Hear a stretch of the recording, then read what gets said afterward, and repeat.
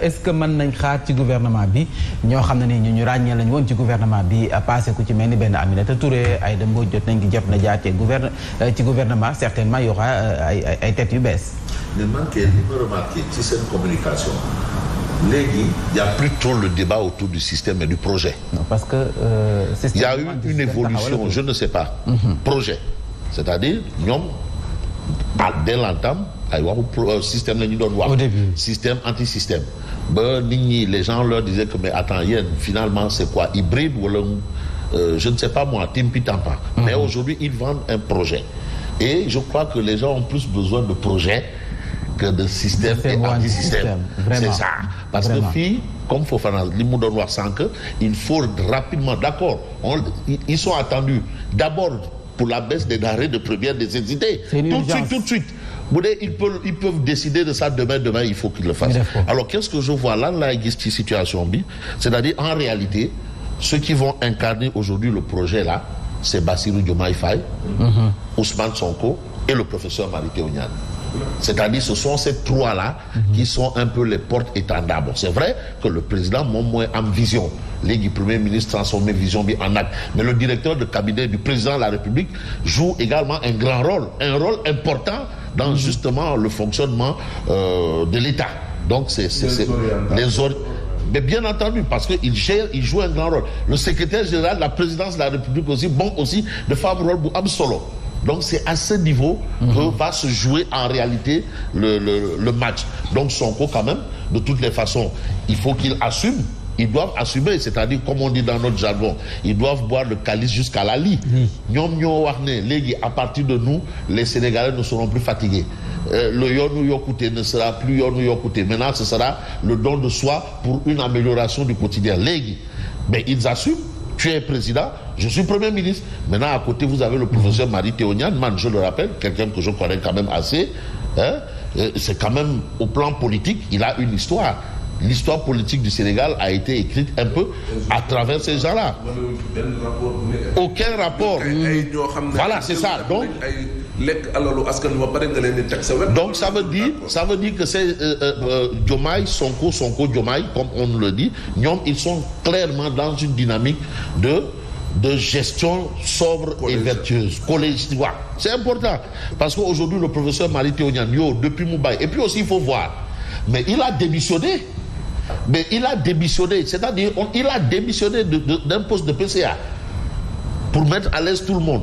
Il a été à l'APR. Mais il a démissionné, il a pris des positions contre l'APR, même étant de l'APR. Par exemple, le choix au législatif de voter pour Abba Mbaye à Saint-Louis.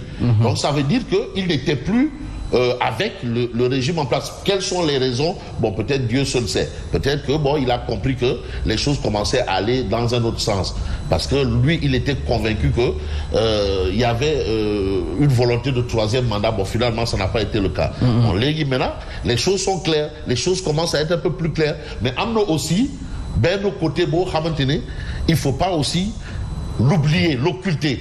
Parce que c'est important aussi qu'on ait une opposition à la dimension de l'opposition qui est au pouvoir aujourd'hui. Pas opposition boo xamante ne dañuy pas même mais aussi c'est bon d'avoir une opposition. C'est important, on en a besoin aussi. C'est ça, c'est-à-dire être un contre-pouvoir. La presse doit continuer de jouer son rôle. C'est ça aussi, c'est-à-dire tout doit. Oui, Simon. Non, allez-y. Je te laisse terminer. C'est bon, continue. Simon, jëlal. Non, Simon, Aïcha. Li may bañ. Je ne suis pas contre ces nominations. Et peut-être que l'équipe gouvernementale bi ñuy xaar tey dinañu gën a édifier. Soit mu conforter ñu ci suñu position wala boog mu démentir ko. Mais man li may bañ mooy le recyclage de personnalité politique. C'est ça ma crainte. Parce que loolu bokkoon na également ci li ñu doon reprocher Abdoulaye Wade avec les néolibéraux. Bokkoon na ci li ñu doon reprocher également Macky Sall. Et du point de vue politique ça lui a fait perdre beaucoup de points. muy moom muy Abdoulaye Wade. Alors que ñii rupture la ñu jaay. Est-ce à dire que en dehors des politiciens actuels amul yeneen sommité amul yeneen tête yeneen expert sénégalais yoo xam ne war nañu mën a gérer. am na yenn compétence yi am na fi. donc c'est ce recyclage là man moom laay bañ. peut-être par exemple mais c'est un moom il n'est pas politique. moom il n'est pas politique. D'ailleurs Sonko disait que c'était celui qui organise les élections nous rassure. Donc il y a déjà ça. Il fait un peu l'unanimité. Makhtar Cissé. Alors on verra avec l'équipe qu'on devrait avoir. On a besoin de ces gens-là quand même. Recyclage politique bi de. moom la ñu fëgg jaay on ne politique va pas parler de transhumance parce que. fëgg jaay politique bi nañ ci bàyyi xel. c'est comme si Sénégal amul yeneen nit. jàppoon naa ko beneen aspect analyse mooy. nomination Mary Teuw Niane mun na nekk ballon de sonde aussi. pour xool askan wi juger leen ba xam bu ñu jëlee. dinañ réagir ou pas indi leen oui. donc attention. parce que de toutes les façons on sera édifié. Mary Teuw Niane il était candidat déclaré. jàllul parrainage. il a soutenu Diomaye président. Ouais. Est-ce que sa nomination n'est pas une sorte de gratification? Par exemple, autant d'éléments qu'il faut mettre aujourd'hui sur la table. loolu tax man ma ne attention à un recyclage d'hommes politiques. nañ ci bàyyi xel bu baax fëgg jaay politique gi mën naa ñàkk nañ ñu andil ñu bees rek ñoo xam ne nag tamit ay borom mi xam-xam lañu. ñoo xam ne mën nañu téye sunu nguur gi Sénégal foofu la toll. 7 heures passées de 48 minutes bari ngeen lool ñoo ngi jot seen i message loo leen commenté gaa ñi commentaire lu ko raw. loo leen wax ñoom ñu wax lu ko raw ñoom ñu ngi commentaire ci suuf. non sànni ñu xeer ñoom fu mu nekk nii xaw ma lan la mais temps yi dañoo juboo xaw ma nu mu demee noonu. mais gëj nañ ñu sànni xeer. Mohamed Seck ñu koy nuyu.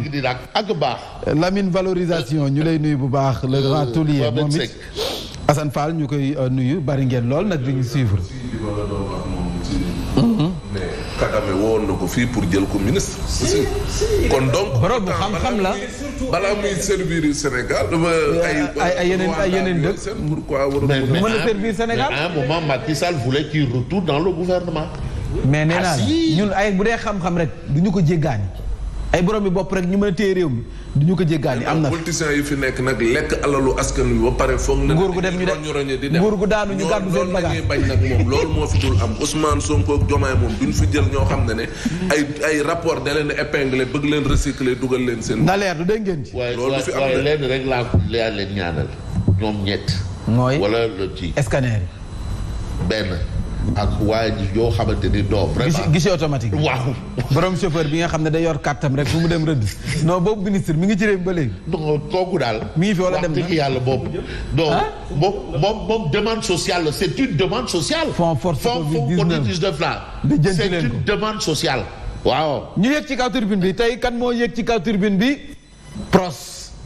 le premier ministre Ousmane Sonko daanaka moo toog ci kaw tribune bi jàkkaarloo askanu Sénégal formation du nouveau gouvernement nee nañu Sonko mi nga xam ne moo nekk porteur du projet kii nga xam ne moom moo nekk aux commandes nag moo di Bassirou Diomaye Faye professeur Mary Teuw Niane mi ñu doon wax sànq moom la ñu def ministre directeur de cabinet du président de la République moom féete na boor ndax fa ñu jëm Oumar Samba Ba ancien secrétaire général bu présidence ba dañu ko fa maintenir ndax fa ñu jëm ak la moo xam ak la leen di xaar.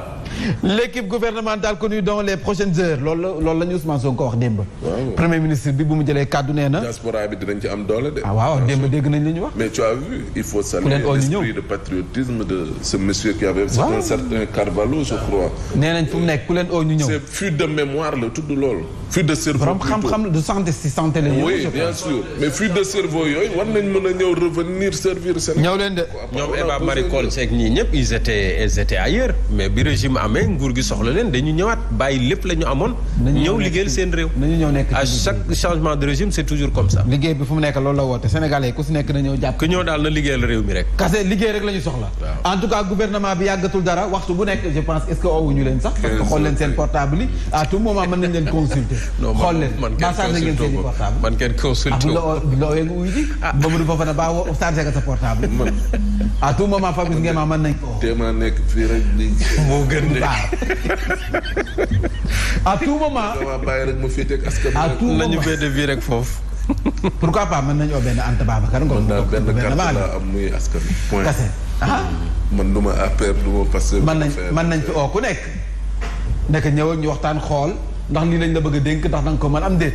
oui pourquoi. baa xool ngeen seen i portable am na profil. waaw Bougane am na profil mën na dugg gouvernement bu fekkee xaj na ci ginnaaw kenn. ah ku si nekk. mais c'est le gouvernement du Sénégal. ñëpp la ku nekk di ci dugal loxoom. c'est pas le gouvernement moom mu jëm kanam kuñ ci oo daal. mais moo tax ñoom waxutuñu affaire non il faut comprendre waxutuñu ay affaire du système anti projet la ñu wax parce que projet bi c'est le projet qui développe le Sénégal et non l'appartenance idéologique. Voilà c'est le projet qui développe le Sénégal aussi. En tout cas ñoom